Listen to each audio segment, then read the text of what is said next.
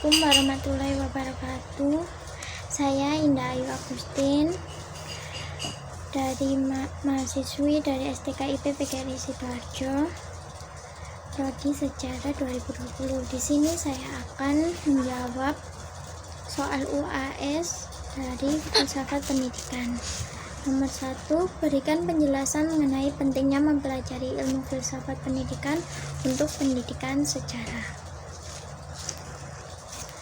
Jawabannya, karena dapat membuat kita berpikir kritis, reflektif dalam memandang persoalan pendidikan sejarah, dapat memecahkan problem dalam pendidikan sejarah, selain itu juga sebagai dasar dalam pembelajaran sejarah. Nomor 2, berikan penjelasan persamaan dan perbedaan filsafat pendidikan. A. Esensialisme, B. Perennialisme, C. Rekonstruksionisme.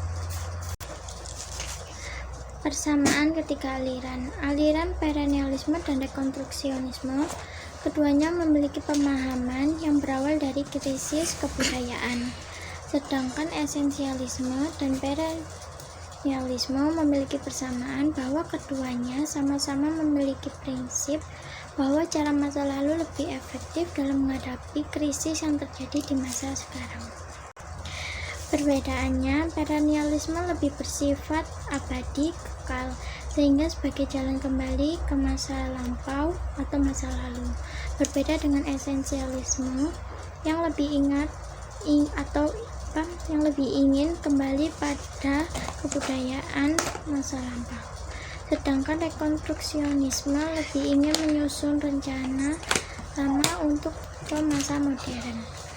Jadi dapat dikatakan bahwa mereka memiliki visi dan cara yang berbeda dalam pemikirannya. Soal nomor 3, dari soal nomor 2, menurut Anda sebagai calon pendidik filsafat pendidikan sesuai dengan pembelajaran sejarah, berikan penjelasan dan keterkaitannya.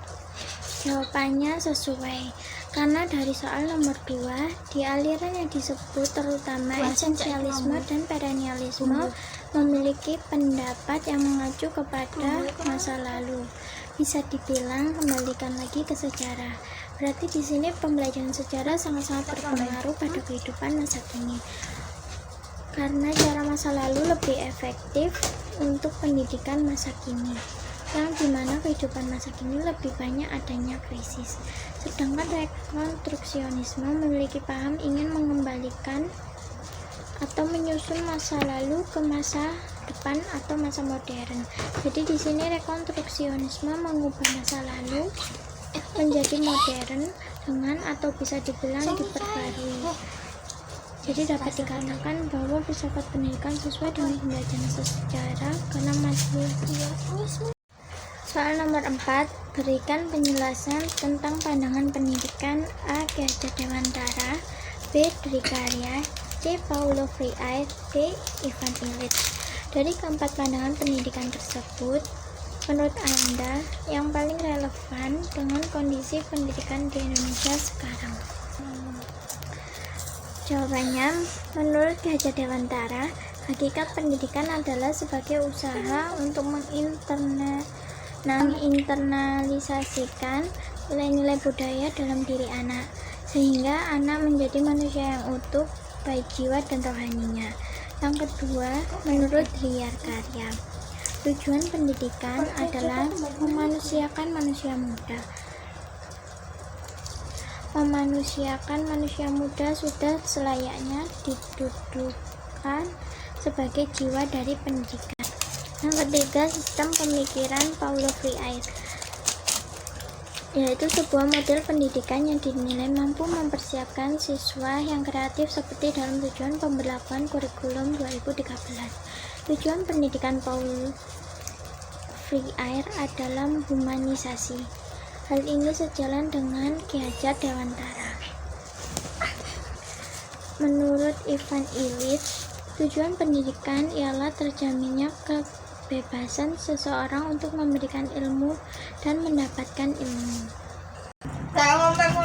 Menurut saya, dari segi kurikulum cocok untuk kondisi pendidikan di Indonesia sekarang.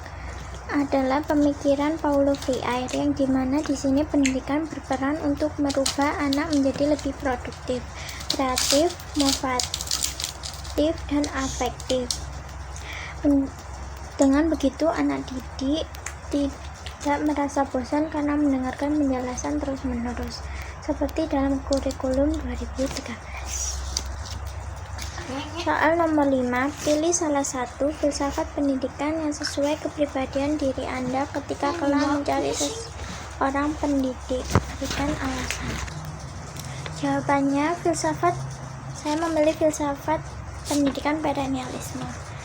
Kenapa saya memilih itu? Karena menurut saya dengan filsafat tersebut, saya bisa menggunakan cara-cara lama dalam mendidik anak didik saya agar anak-anak mengingat kebudayaan lalu.